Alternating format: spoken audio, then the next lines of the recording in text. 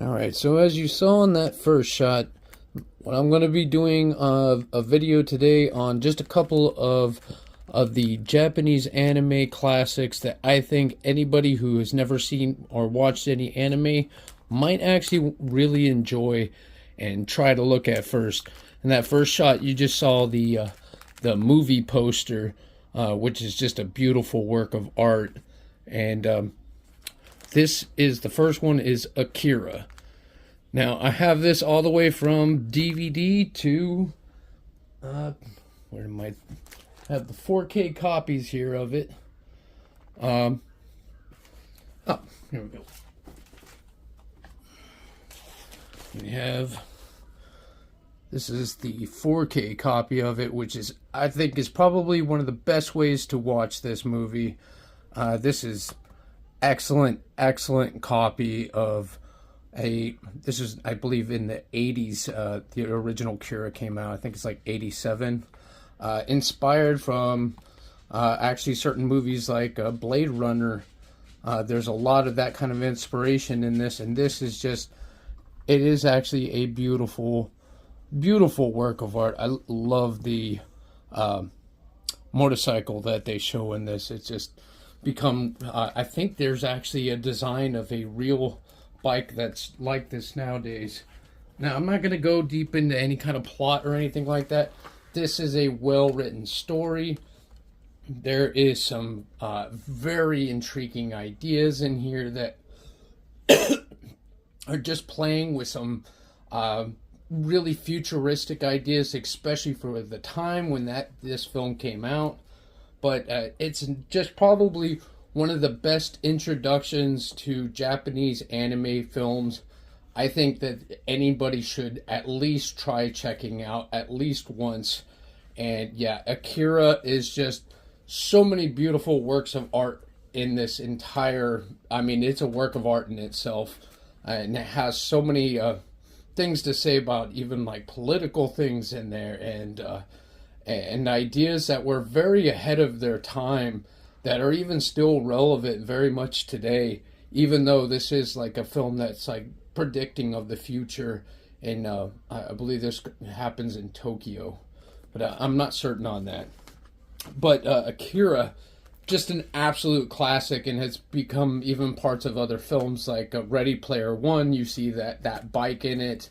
There's been so many different animated shows over the years. Batman the Animated Series has shots inspired from it. There's a whole thing on YouTube where you can watch a video where somebody's compiled all these different shots from all these different shows, and they do the exact same shot where they're sliding with that motorcycle that you see, that big red motorcycle that is absolutely just beautiful.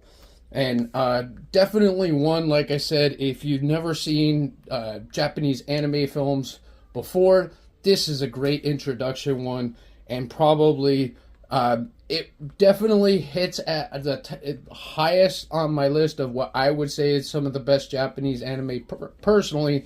And again, this is a very subjective matter, but anybody who really likes this kind of Japanese anime and likes the style and really likes to see that detail that's put in the work, and I mean, like I said, you really see that in these 4Ks. You really see so much of that hand put detail that was put into these. But the one that I have to talk about even more here, and since I showed the DVD versions, this is the DVD version right next to the Akira here, but this is the original Ghost in the Shell. And right here we have also the Ghost in the Shell 4K. And I think I picked up both of these, like Ghost in the Shell and Akira, for like less than $15 on 4K. So I'm more than happy with these. I would possibly, if they do ever do like a steelbook, this is the one I'll probably do a steelbook on. Because I absolutely love the whole idea of the Ghost in the Shell. It is one of the best...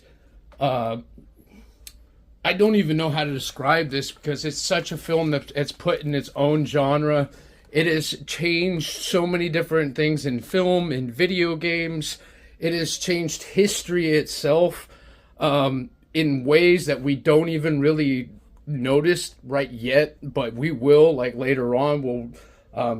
This is a big inspiration for the Matrix. There's no way that you can deny it. Even the way the green fonting is done on it, like they did with the original, like the Macintosh computers and stuff like that. That whole thing was done in Ghost in the Shell first.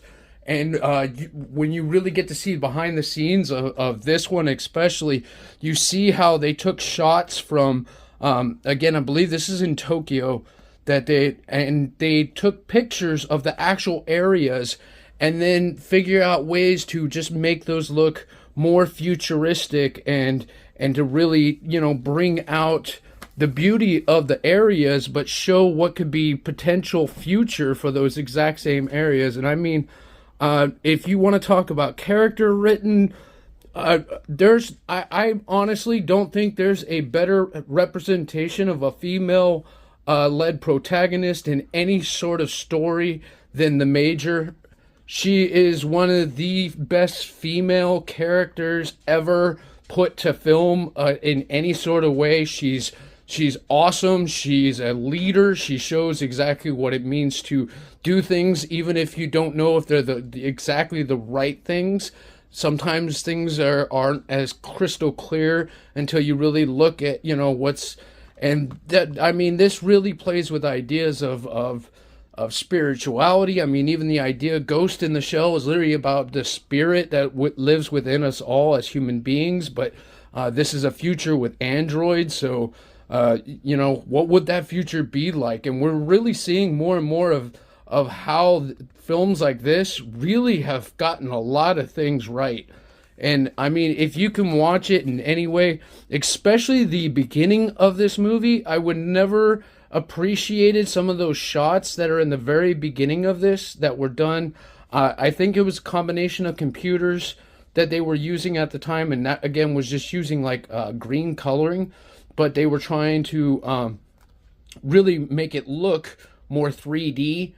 And if you watch that part on DVD, which I've watched it several times, it's very fuzzy. It's very blurry. It's not a crystal clear image. It's almost a part that you would almost wish they had left out. And in fact, when they redid Ghost in the Shell, there's like a Ghost in the Shell 2.0. They even redid that whole thing where they did it with more modern computer animation at that time. And it just totally changes it. But to see it in this shows the original shots cleaned up, looking beautiful, looking like they should have looked originally, has that kind of, again, you can tell it was from computers from back in the 90s. This is 1995 this came out. This is absolutely probably one of my favorite films of all time. And I even have the Ghost in the Shell Innocence, which is the second, but that one is not near as good. I mean, if you want to check it out, be my guest. It's not one that I would encourage everybody to try out. It's not one of the best of the Ghost in the Shell series, but I had to mention what is the best in the series. And, just to show my Ghost in the Shell t-shirt. This actually came in this. This is the Ghost in the Shell for the standalone complex for the series. And this is from like the early 2000s. Now this also with the Laughing Man logo. If you know the series, you'll know exactly what this logo is. This actually has all the discs for the first season. I actually do have the second season on Blu-rays, but this was actually a really cool gift set. I'm not going to pull out every disc, but I will show like the first ones. I mean, the artwork is actually gorgeous on these. They have multi-discs in each case. This still goes way a really high price online. I've seen this actually selling on like eBay or something like that, and they sell for at least over like $100 if you can get like this entire thing. And like this came with 2 T-shirts, one with the Laughing Man logo that was just white, and the one that you see I'm wearing right now, it's like a black one with a couple of different characters, Bato being one of them, one of my other favorite characters of this show. But this really, really just fleshed out what the whole idea of like that futuristic Neo Tokyo, just slightly into the future, but had a lot of ideas that again really were really intriguing for the time, and especially this first one. I mean, you have to watch this whole one. There's a couple of little filler episodes this season, but I mean, the artwork is absolutely beautiful in this stuff. I'm sorry about that. My dog is on the floor here, tipping the camera. Sorry about that. And let's see here. Show one more here.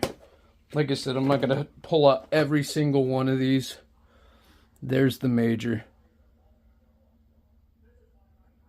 This was one of the female characters I thought was just so well done.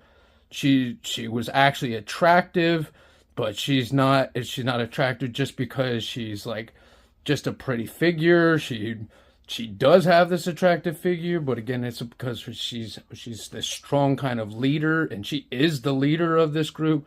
I mean, when you see all this, I mean, you really, and the voice work in this show too. I just have to say the actual English voice dub actors that they got are actually really good performers, especially the female performer who does the Major. I've listened to the original Japanese, and unfortunately, that original actress they had for doing that side of it does not sound like the Major to me.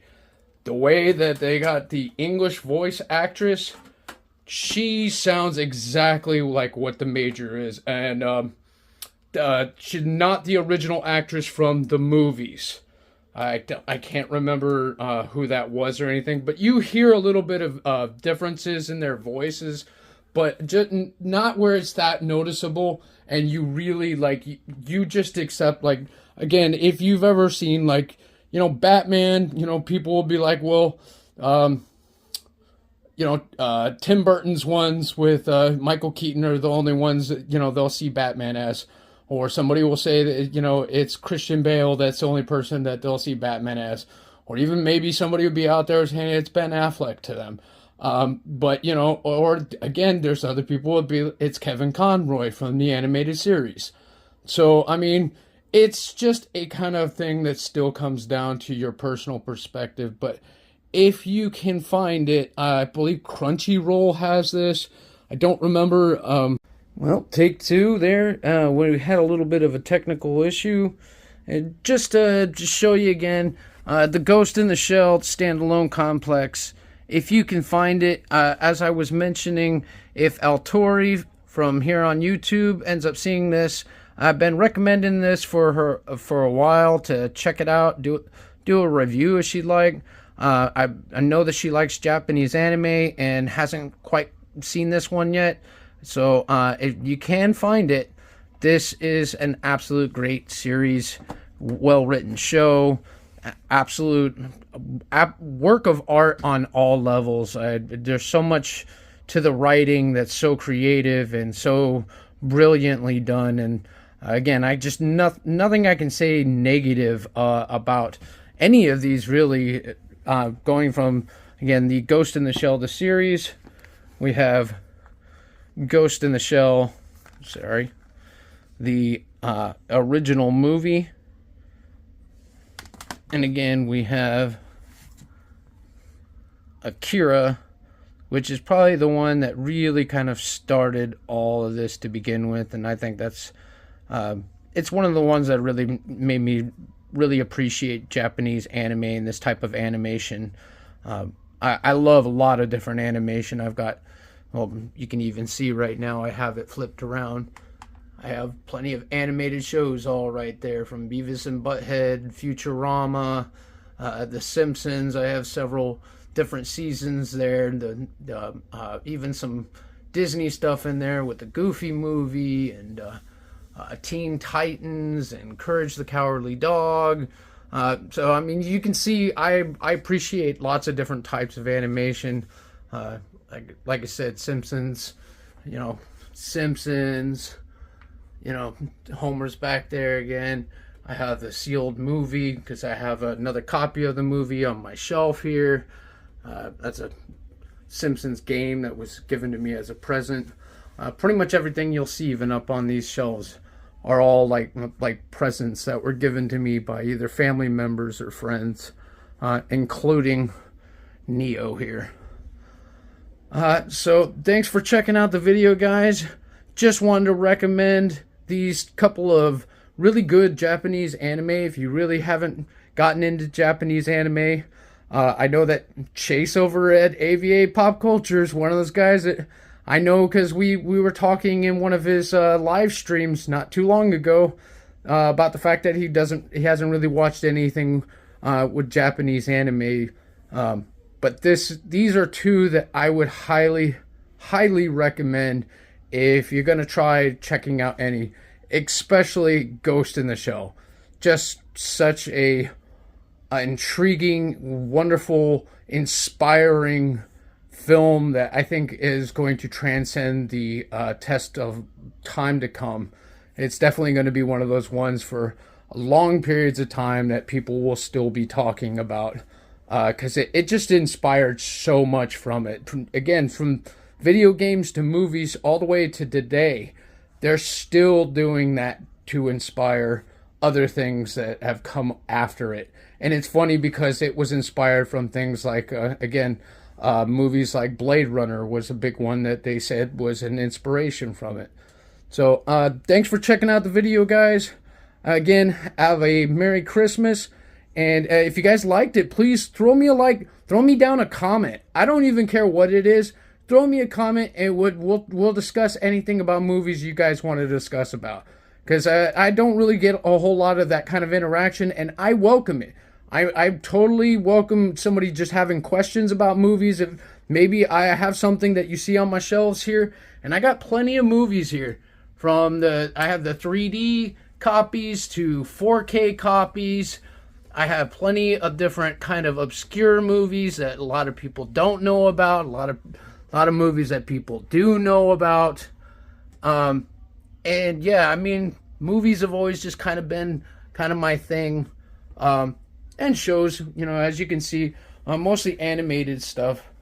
But yeah, thanks for checking out the video, guys. If you want to see more like this, let me know. I'd like to know if you guys are enjoying any of this. It would be nice to get a little bit of feedback to know that, I'm actually not just wasting my time here, because it's hard, just doing all this and finding out that there's going to be like 3 people who might have seen the video.